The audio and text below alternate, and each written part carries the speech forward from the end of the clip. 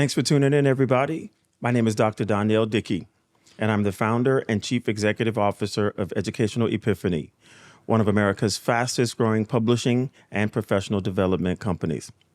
And I spend a great deal of my time writing curricula, textbooks, professional books, commissioning children's books, and other high-impact, unique teacher resources that are designed to ensure that children have access to a top-tier learning experience pre-K-12. And so with me today, I'm joined by our Chief Marketing Officer, Richard Bork. Hi, everybody. Ooh. And was that side effects?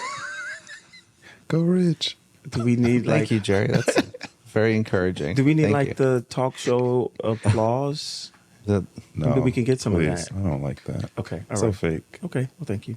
Let's be real. Yeah, and we're also joined by our opinionated Chief Operations Officer, Richard. I'm sorry, you're not Richard. Jerry Richardson. Thank you. Yay, Jerry. Okay. That's really You dry. want applause? All right, so I'm glad to have you guys here today to talk to folks from our communities. Yeah. And what have we entitled this podcast episode? We call this one the Ed Beat on the Street. Wow, the Ed Beat on the Street. Sounds good. Kind of catchy. Very catchy. Yeah, hopefully. So what's underneath the words Ed Beat on the Street? What are we trying to accomplish here? I think originally when we were thinking about this was that there are so many different folks that we encounter that want to ask Dr. Dickey several questions, but just because he's in a room full with hundreds and hundreds of people, there's a line.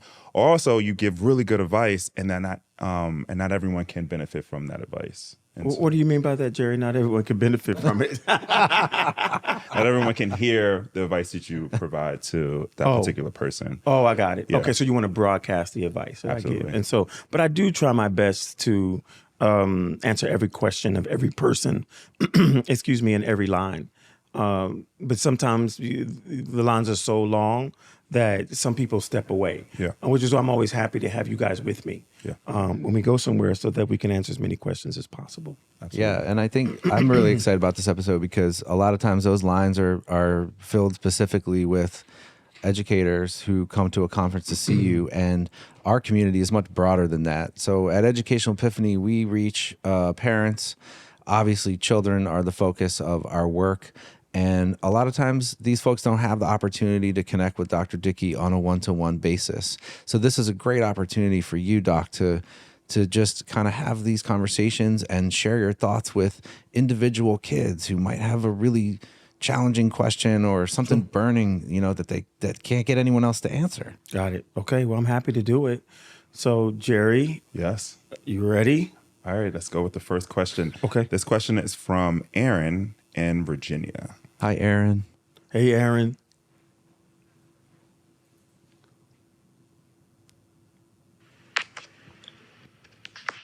Hi, Mr. Dickey. My name is Erin, and I'm a teacher from Virginia. I've been teaching at the elementary level for nearly 10 years. Over the years, I've seen leadership changes and initiatives come and go, and I've had to adapt to new curricula more times than I can count. Why do you think that teachers are constantly experiencing this kind of whiplash? And what advice can you offer to help us navigate it? Thanks.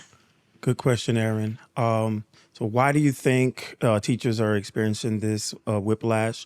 And what's the second part? What could we do to resolve it? Yes. Okay, so having been a teacher myself and a principal supervisor, academic officer, second, in the line of responsibility for, hundreds of thousands of children, my first response to that question is I'm sorry.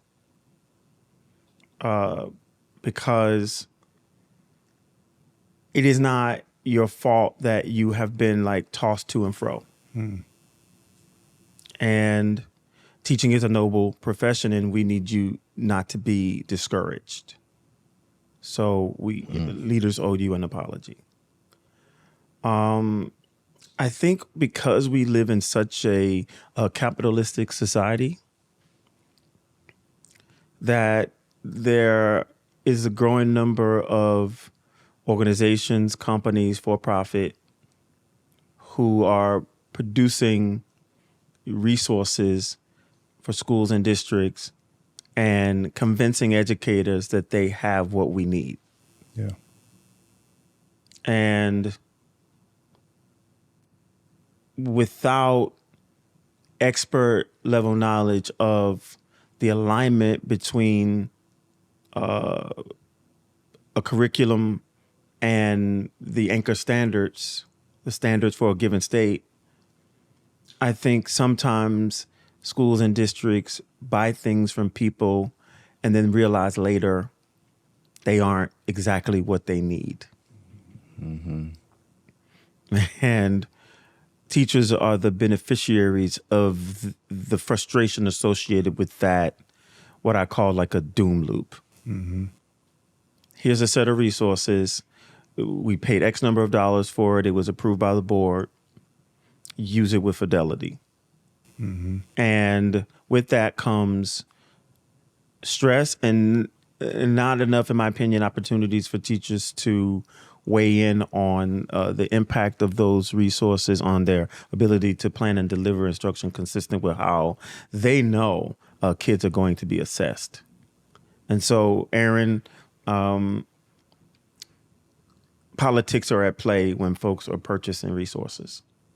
And those politics have unintended consequences. Mm-hmm. And so I think it's important. Well, how can it be resolved? I think it can be resolved through ensuring that teachers are a part of the decision-making process and processes when decisions are being made regarding which curriculum will be used for which grade level and which content area. Because the front-end user has to be a part of the conversation and ultimately a part of the decision. And when that doesn't happen, teachers are frustrated and they speak with their willingness to stay on staff. Yeah. Right? Because all of us are volunteers and we can volunteer to go elsewhere. Yeah. And so how do we resolve it? Number one, Aaron, get on committees when a decision around curriculum is being made and invite your friends to participate as well. But just remember to always participate in a way that is reflective of the import of your role in the community. Mm-hmm. So go in fully professional, go in mind open, but go in with resolve to make sure that you and your colleagues have what you need to serve kids well. I will say, like, when you start your professional, when you start your keynotes, you start off with I'm not trying to sell you anything. I'm just trying to give you a body of knowledge. Yeah. And this is the philosophy. This is our core philosophy of what education is. You don't have to purchase this. This is what I want you guys to be able to know. Yeah. And then just so happens we have resources that are aligned to that, to a body of knowledge that we know has a profound and sustainable impact on student achievement. And what I mean by sustainable is, as a principal and even as a teacher, we're challenged to hit a moving target every year. Mm-hmm. Because the sixth graders from this year will be the seventh graders next year, will be the eighth graders next year. And littered in that population are new kids who were not beneficiaries of instruction from the first year in that 3-year cycle. And so we're constantly, as educators, trying to hit an academic target measured by student performance on state assessments that's continuing to move because the children are moving. Yeah. And new children are being added to the formula. All right. I just have 2 words in my head: initiative fatigue, which is something I've heard you say before, Doc. Yeah. And what Aaron is describing is just that. Hey, everybody, we have this new shiny object. We want you to like it. You like it? Okay. You love it. You can't live without it. Now we're not doing that anymore. So that's what she's describing. And so as senior leaders and principals and assistant principals and coaches, we all have a responsibility to quiet the noise that is around the classroom, because the unit of change for school improvement is not the boardroom. It's important, but the unit of change is the classroom. And if the front end user of a curriculum is constantly confused and frustrated and overwhelmed, it will show up in student outcomes. But do you feel like if everyone is grounded on one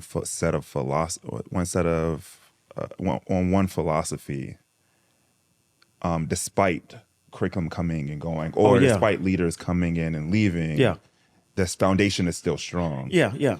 So that's why I'm really proud of our supplemental resources as an organization, because irrespective of your content area, these resources plug in. So if you're teaching curriculum A and curriculum B comes next year, the definition for summarizing really does need to be the same. Yeah. Right. And so our resources help to create stability when there's instability sometimes. Absolutely.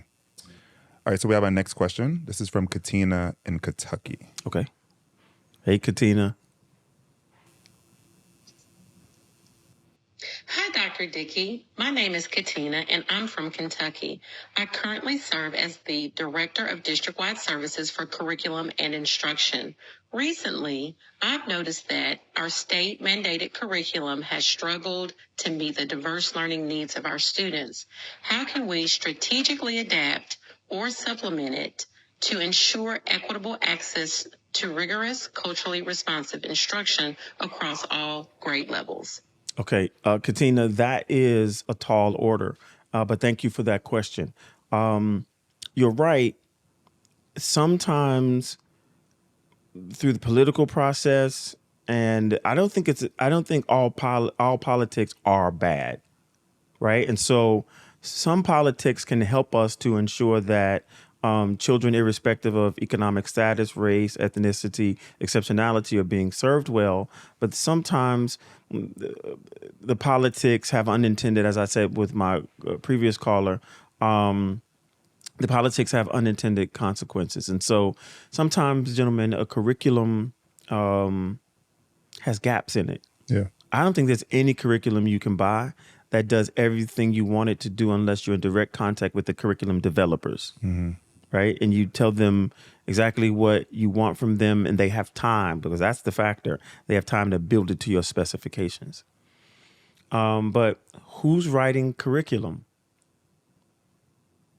Teachers? Well, sometimes. Teacher leaders? Sometimes.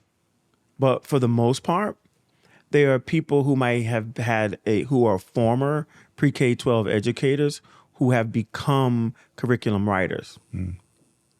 So no indictment, right? But what was their understanding of summarizing when they were teaching and coaching and leading as administrators and serving as a member of the central office team?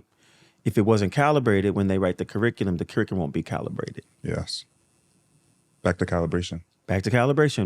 Because, calibration, underperformance leads back to one address. Mm-hmm.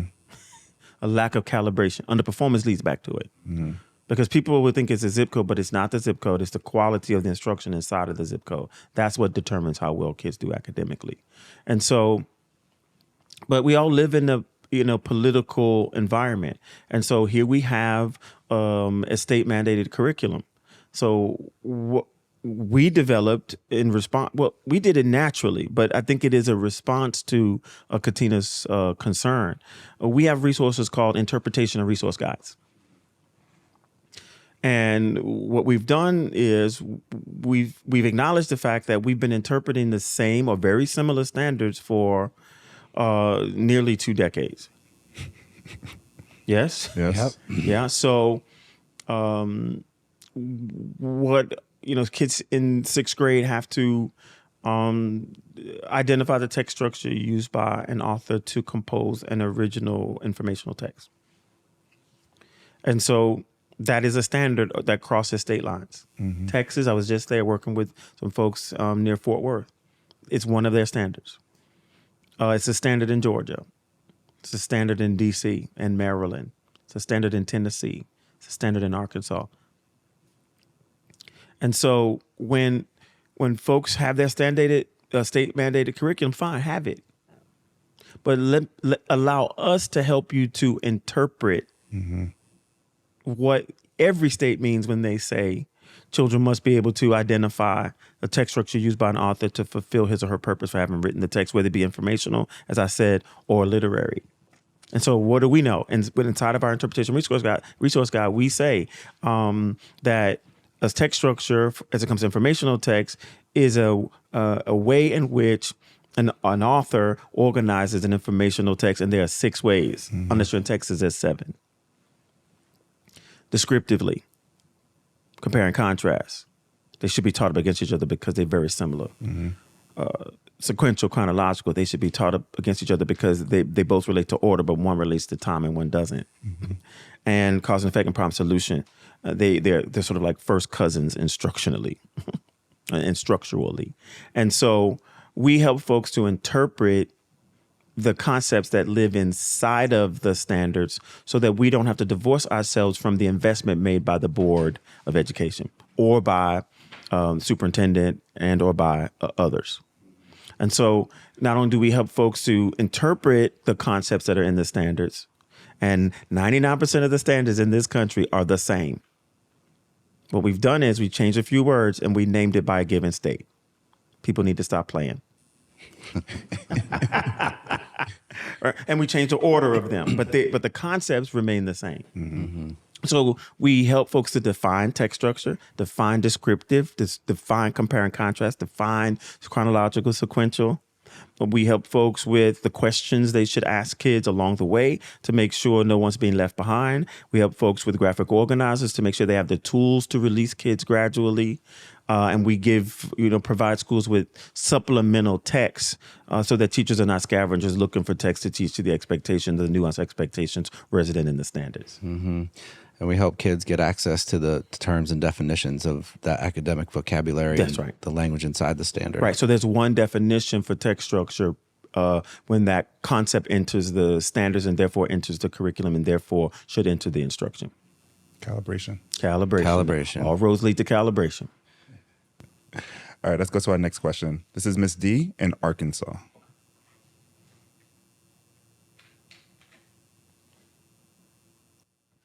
Hello, Dr. Dickey. This is Rian Dasalak, known to my students as Miss D. I have been teaching for 9 years now, and I'm currently in my 3rd year with the Earl School District. Throughout my teaching journey, I have had the opportunity to work with a wide range of learners, including students with special needs.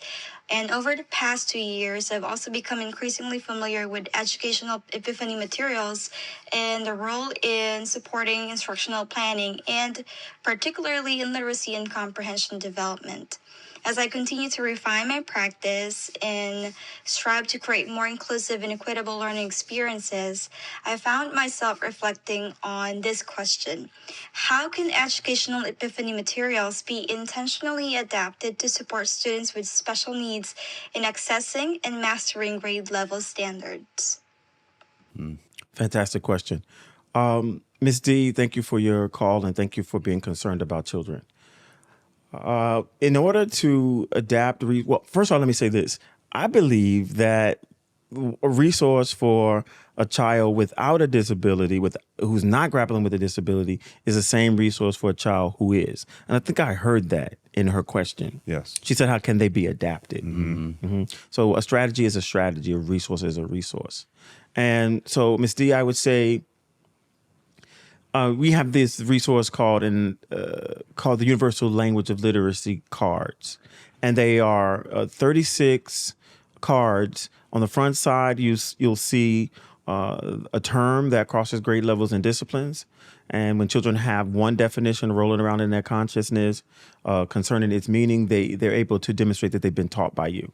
And on the backside of those cards, you'll find the definition. Some of those definitions are pretty dense, but inside of the dense definition is a definition that is palatable for a child who's grappling to get to proficiency. And so this resource in particular comes to mind because I would take kids to a kidney-shaped table in my classroom, whether I'm an elementary teacher or a secondary teacher. And if they're struggling to identify key details in the text to determine the main idea of the text, I would, have them come with a whiteboard. Yeah. And have them tell me what they think on the whiteboard identify means. So if they're going to be identifying key details to determine the main idea of the text, have them tell you, Miss D, what identify means, and then have them write it down, but not speak it out.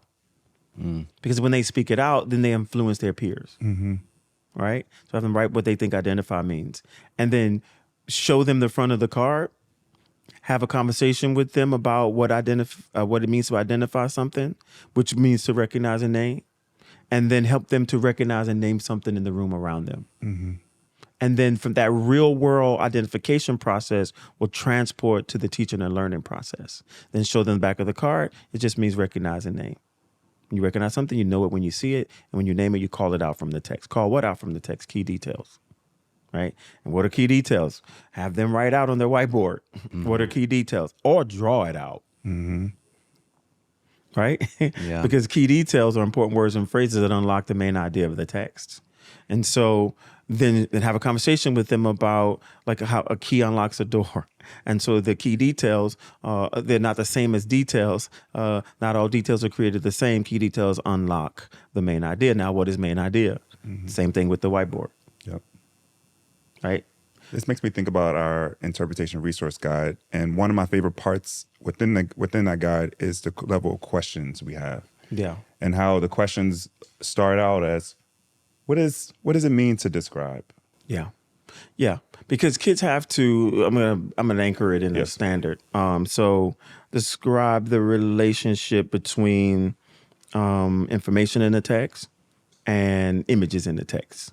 And in most states in this country, that is a task put in front of children. Mm-hmm. And so in our interpretation and resource guide, we have questions that are designed to help the teacher to gain information about where children are falling apart in their journey to proficiency around that ability to describe and distinguish between information provided by words versus information provided by images.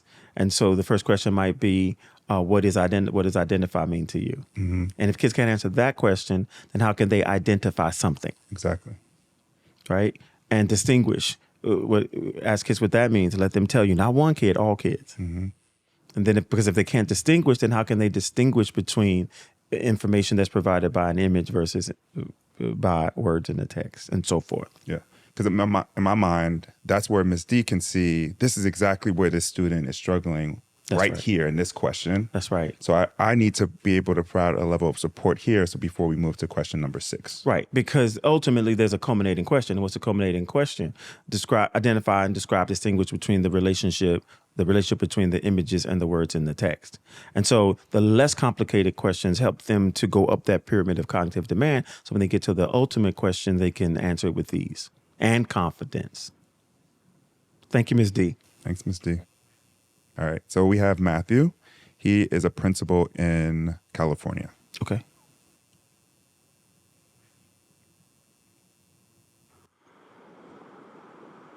Hi, Dr. Dickey. My name is Matt, and I'm a middle school principal in California. One of my goals is to help elective and CTE teachers understand that literacy instruction is part of their work too, not just core content areas. How would you recommend I approach this and support them in building that mindset? Thanks, Matthew. Hello from California. Hello to California. Right? I could hear something in the background. Sounds like he's multitasking. Oh, he's in the car? Yeah, because, middle school principals multitask. I know because I was one for 6 years. Okay, so Matthew, whatever's going on in the background, I feel you, man. Making it happen. All right, yeah. So he's right. Electives. He's asking about electives. Yeah. Mm-hmm. So technical education teachers, art teachers, that's what he means by electives. Music teachers, computer science teachers have a role to play in literacy development. And I think that's important. I know that's an important question because sometimes it's the elective courses that are the anchor for some of our children. The anchor. Mm-hmm. It's the reason why they come to school. It's the thing that is in their wheelhouse interest base that will probably become a part of who they are and what they do as an adult. Mm-hmm. And so like a coach has influence over an athlete, so does an elective course teacher. And we should take advantage of that influence. And so how can they get involved? So in the index of most state standards documents, and those documents are sometimes 300 pages. In the index, of the appendix, I meant to say, the appendix of those documents are something called literacy in social studies, science, and technical subjects guidance. And I'll tell you what's in that portion of the document. The same an expectation or language that would suggest that it is incumbent upon electives teachers to weave their content, to weave literacy into their content. So, Matthew, you want to impress upon folks who teach on your electives team that it's important for folks to teach their content, but weave literacy into their content. I don't mean to say reading. I mean literacy. So what is literacy in these appendixes? How do you say multiple appendixes? Thank you. Thank you so much. You're so bright. Appendices. Sometimes I have my moments. In these appendices is guidance for concepts that can be woven easily, not in a way that forces it, but they can be woven easily into electives instruction, like determine a central idea. So is it possible that when the electives teacher understands a central idea, okay, let me see, center, central, center, middle, most important, okay? AL, central, related to the central idea, thought, central idea, most important thought. So that our kids not in an art class reading a text on impressionism that has a central idea. And once the art teacher fully understands that central idea is not designed to be an albatross, to weigh one down and to prevent one from teaching the art content they love so much. But instead, central idea is a concept that will help children gain access to content in their beloved zone. So if I understand that central idea just means the most important thought, can I weave most important thought conversations in my teaching and learning and assessment processes when I am planning and delivering art instruction? And the same applies to other content areas.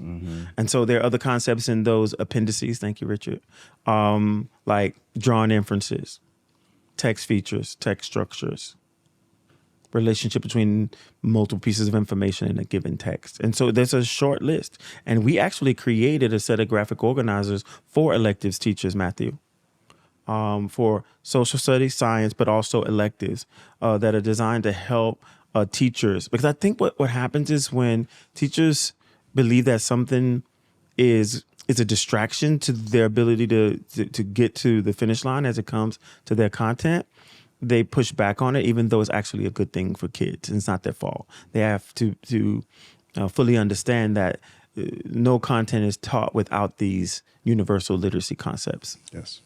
It can be taught, but it won't be mastered. I love interest sparks learning. And I think if, like you said before, if students are interested in that subject, and they love music, that could be their avenue, their way in. Right. So can I teach music, but also teach text structures of a lyric? Because text structures is one of those concepts that lives in the guidance. Yeah. And then you've got that kid. Hooked them. But then you help them to be more literate. So when they go to English, they've already heard the term text structures and mastered it. Yep. Because they mastered it in a content connected to their interest. Also, they've heard it in several classrooms. And they've heard the same definition in several classrooms. Yeah. You make a very important point. So sometimes I think and I had it as a third grade teacher, I only saw my classroom. So I had a myopic view of public education. But here's what happens. Kids don't have a myopic view. They go from one class to the next, to the next, to the next, to a different grade level, to a different discipline, to a different building, to a different part of town. And they see the forest and the trees. They see it all. Yep. We were in DeKalb and the word inference came up. And I said, who owns the word inference? What subject group? And they were like, ELA. And I said, okay. And they said, social studies. I said, science. Okay. Wait, math too. And then they started art. And That's right. And so once you realize that particular particular academic language does not just solely for the ELA teacher, Yeah. you then expand minds. Yeah, and I don't, we don't. I know we don't. We don't mean to speak in a way that is disparaging to teachers not at all. or a lack of knowledge. But I do think it's important for all of us, if we're going to teach, to allow ourselves to be taught. Yes. All right, let's go to our next question. Thanks, Matthew. Thanks, Matt. All right, this is Rachel in Maryland. She's an assistant principal. Okay, thank you. Hello, Dickey. My name is Rachel. I'm currently an assistant principal in Maryland with 3 years of experience in my role. I'm aspiring to become a principal in the future, and I love your insight. What are some key things you believe I should be doing now to best prepare for my next step? Okay, she said Rachel. Yes. Okay, so Rachel in Maryland, thanks for calling in and thanks for that really important question. So let me say this at the top of my response. I think leadership succession is a really important factor in school and district improvement long term. Yes. And when we prepare the next generation of leaders, we sustain the quality of the public education experience for those who consume it. But my direct answer to Rachel's question, some of the things she can do, I think it's important, Rachel, for you to widen your perspective. I don't think it's perspective. To consider things that you can do to become a master of multiple content areas. Yeah. So when I was an assistant principal, like you many years ago, Jerry, you were still in the swaddle. I saw it coming.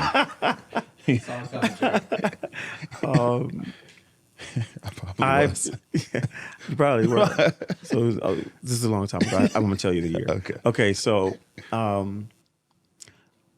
I worked for a principal who was in the sunset of her career, and I'm very fond of her now. But then she said things and required me to do things I didn't understand. And one of the things she told me because when I became an assistant principal, I heard the George Jefferson theme song in my head. You do. Yeah. To the east side, I think, to a deluxe apartment in the sky, moving on up. And so I thought, here I am. I have this office, and this is where I'm going to spend most of my time. Mm-hmm. And she said to me in no uncertain terms, right, with her finger in my face, your office is for before school and after school. So Rachel, here's my recommendation. It is impossible to lead a school community across disciplines in the safety of the content area of your background and training. I love when people come up to you and say, Dr. Dickey, how did you teach when you were a teacher? That's right. You're not supposed to know. Yeah. Because what am I able to do? You guys see me do it. And this is not a moment for you to, throw pearls at me. Well, I do. I will take them. You will see me shift from a conversation about multiplying a whole number by a fraction to a conversation about like terms, right? To a conversation about physics, to a conversation about ancient Egypt, to a conversation about Shakespeare and how art imitates life. You'll see me do that. Jerry, why are you looking at me like that? You were thinking something. No, I was thinking just you talk about being an instructional leader. Yeah. That's what it sounds like. Yeah. So it is not good for kids to have a principal who says, I'm not a math person. Right.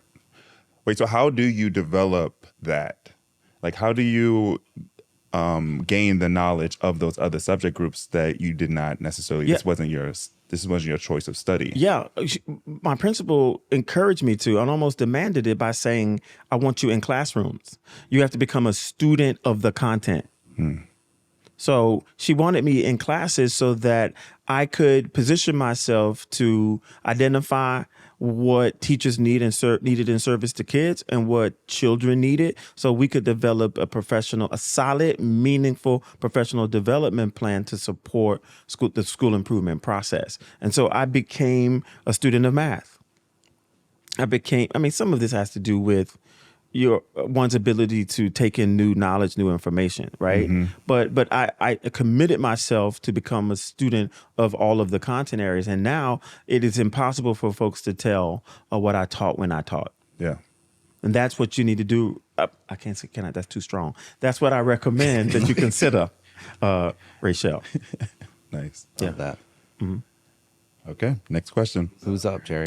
This is Debbie in Colorado, and she is a parent. Okay. Hey, Debbie in Colorado. Hey, Debbie. Hi, Dr. Dickey. My name is Debbie, and I'm from Colorado.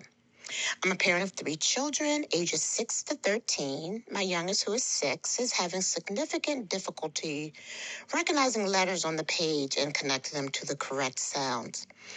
As a parent, what can I do at home to support the teacher and help my child in this situation? All right. So thank you, Miss Debbie.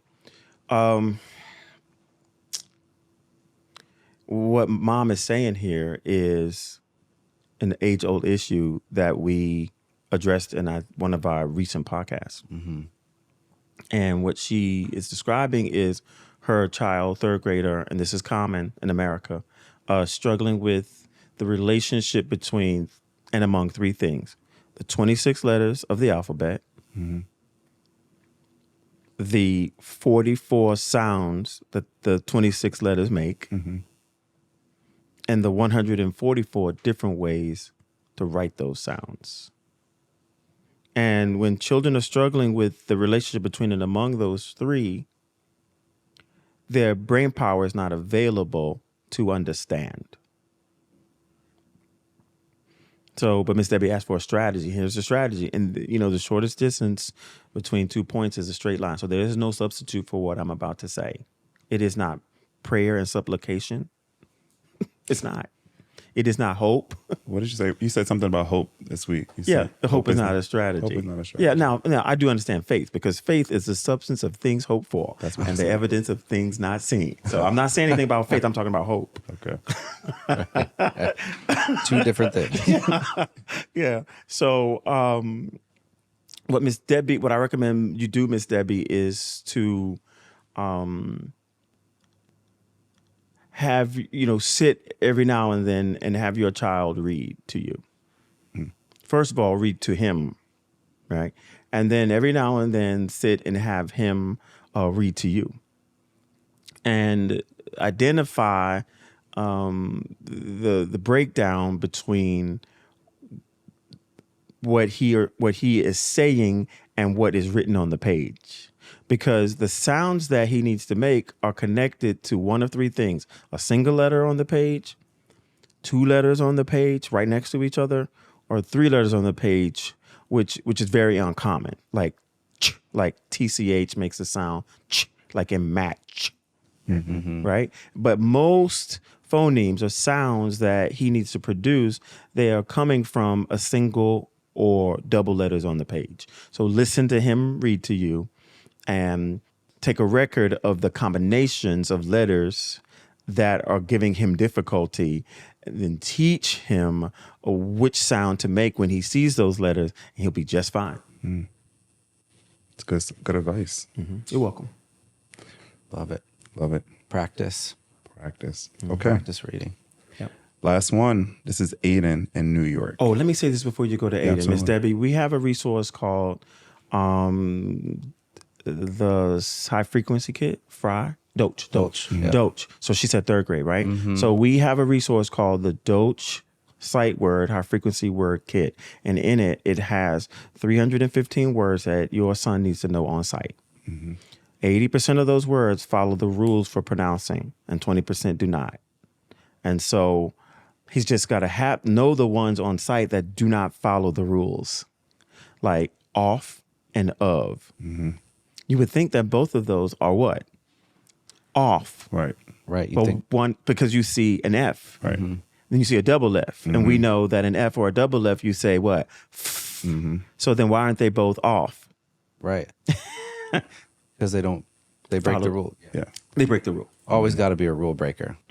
What's English? That's right. Yeah. I'm ready for Aiden. Okay. Aiden in New York. This is a kid. Okay. Hi, Dr. Dickey. My name is Aiden, and I'm an 8th grade student from New York. I'm about to be in my first year in high school, and I want to make sure I advocate for myself in my classes. What advice would you give me to ensure I'm receiving the best information and support? Thank you. You're welcome. Tough question. He wants to know, Aiden, you want to know what advice I would give you to help you to be an advocate for yourself. New school building, new people, new teachers. Oh, so you're thinking he's asking in the context of going to a new school, how can I advocate? Could be. Jerry, what do you... I mean, I was thinking more about him. How do I make sure that I'm advocating for myself academically? Yeah. And in terms of what I'm getting from my teachers. Yeah, I got it. That's how I felt. That's how I kind of felt too. Yeah. But then the other end of advocacy that I tell stories about all the time is to make sure that you make yourself a part of your own advocacy community, right? Like parents are caregivers are a part of your advocacy community. But I think it's important, particularly because he said he's like, what grade? An eighth grader. An eighth grader. He's going to have to start speaking up for himself. And I think he recognizes that. Okay. And so let me answer both sides of that. Okay. So first, Aiden, I would say teachers actually love questions. They do. Right? Yeah. One of the greatest things you can do for a teacher is to be curious about their content. Fact. Yeah. They almost come out of their skin. Yes. And so, Aiden, I know you don't want to manipulate teachers, but that's how you can. Okay. All right. So I recommend to Aiden that he, when he doesn't understand something or he wants to understand something better, ask. Because you don't get what you don't ask for. Right? Yeah. Yeah. But that is one of the truest forms of advocacy is to be engaged enough. So the first part of that, Aiden, is you must be engaged enough to know what you need. So self-advocacy is not just pulling on the teacher. It is pulling on yourself.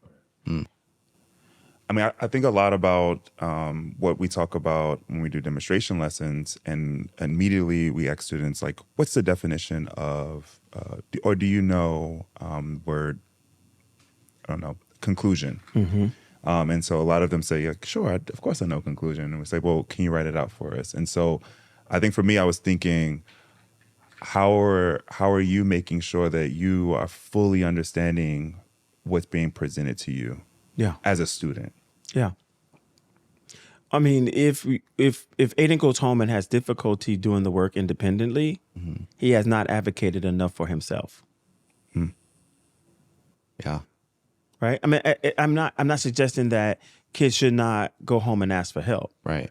I'm saying that, but that is a sign that you may not have advocated enough. And then the other half of that is it goes back to my own experience, having to be more independent and more self-advocate than most kids when I was 12. I mean, I changed schools outside of the normal progression. And one day I ended up in a school where I was in kind of like different classes doing stuff I'd already seen and done.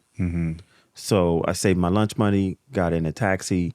I didn't tell anybody and went back to my former school after school and met with my principal, Mr. White. I just kind of walked in. I didn't know this thing called appointment. And so I walked in, thank God he was there. And I said to him, something's wrong.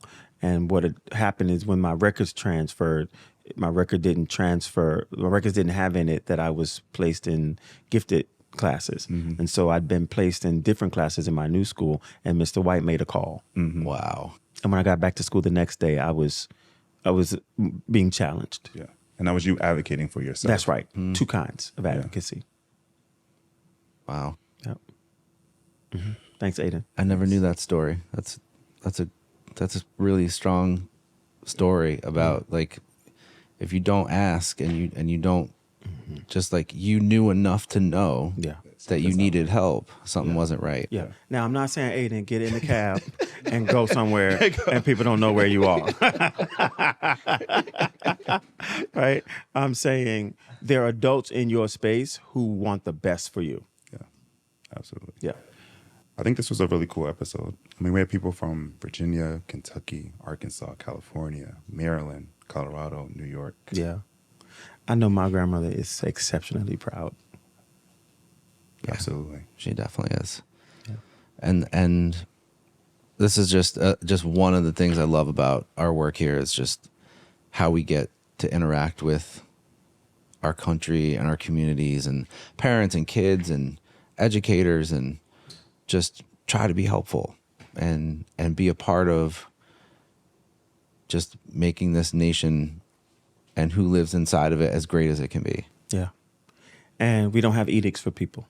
We don't have things you do or else. Yeah. That is not our spirit. No. We have a body of knowledge and a proven track record. All right. I hope we get to do this kind of episode again. I think. Yes. Please send in your questions. Yes. Yeah. Are we wrapping up? Yeah. Okay. All right. So You want to do a game before we go? yeah, we can do a game. Well, I don't have the fact or fallacy. Well then How are we going to do a game, Jerry? thanks for your suggestion. You want to do an epiphany before we go? And do we have an epiphany? Yeah, we can do it for the week. Okay. Okay. Oh yeah, I like that. Yeah, that's okay. good. So this segment of America we like to call "Do you have an epiphany?" Dun, dun, dun. What is an epiphany? Yeah, it's a sudden revelation. Ah. Okay. So here it is. Here's what I want to ask you guys. This week you have supported superintendents, academic officers, assistant supes, principals, assistant principals, coaches, senior leaders. We've been places in person and virtually around this country this week and every week. Mm-hmm. What was it? Did you have a sudden revelation? Whether it be, academic or emotional or like global.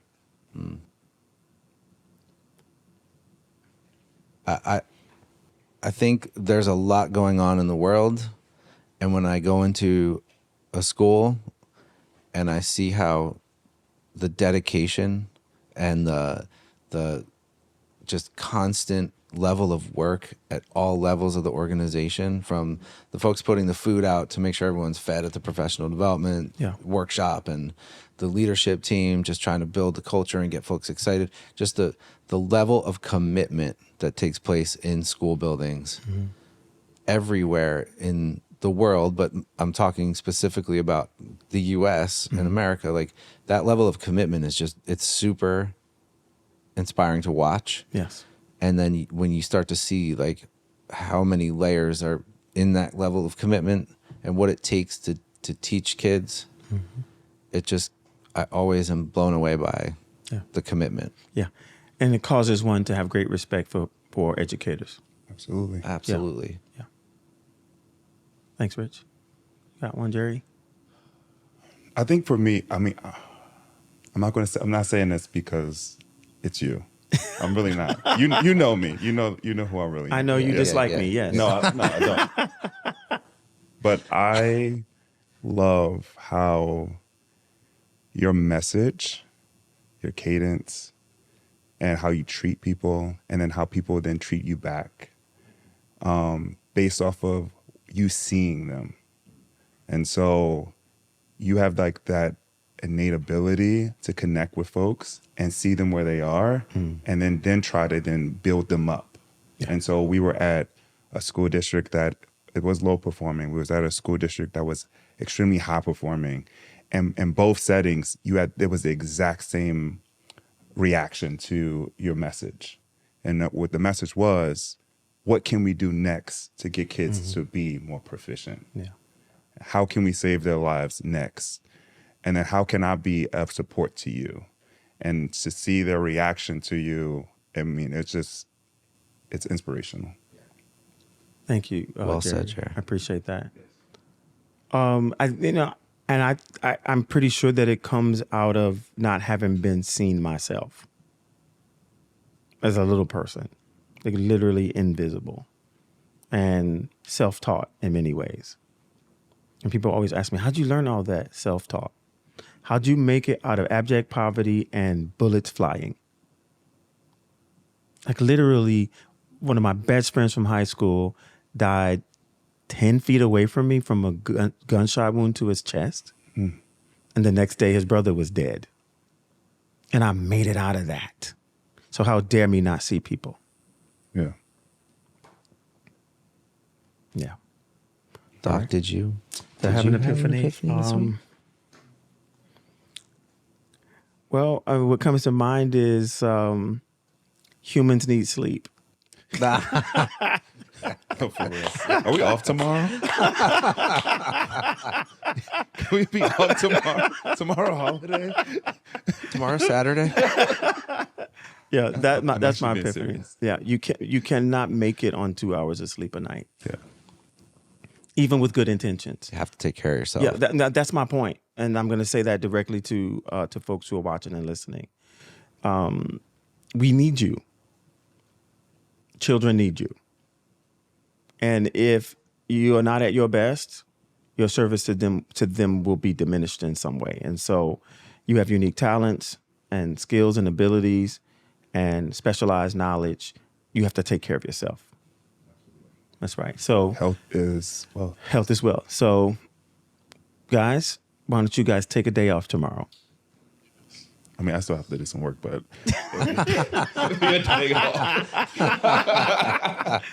Which means I won't call you at 6 a.m. Yeah. Okay. I'll take that. All right. Small wins. He is going to write a chapter tonight. But Oh, God, Just no. send it. I don't even know what today is, really. So don't tell me. This Don't was tell me. this was a crazy week. yeah, crazy week. It was a crazy week. But keep it coming. Keep it Yeah. coming. Yeah. Okay. It's All right. blessing. So let's take it home. I have a card. Thank you for these notes. And here we go. Everyone, thank you so much for listening. Thank you so much for tuning in. And to stay connected and learn about our upcoming events and to get updates on what we're up to, please follow us at Ed Epiphany. Now, some of you may be aware that I had a Twitter page, an X page at Danielle D. We don't have access to it anymore. And so we've asked you, please port yourself over. Come and find us at Ed Epiphany, EDEPIPHANY on X. And also follow us, follow Educational Epiphany on all other social channels. And you can find links to download and subscribe to this podcast, the Epiphany Exchange, along with additional resources like our website and more in the episode descriptions. So please, everybody, come and join us again. We'll see you next time. Bye, everyone. See ya. See ya.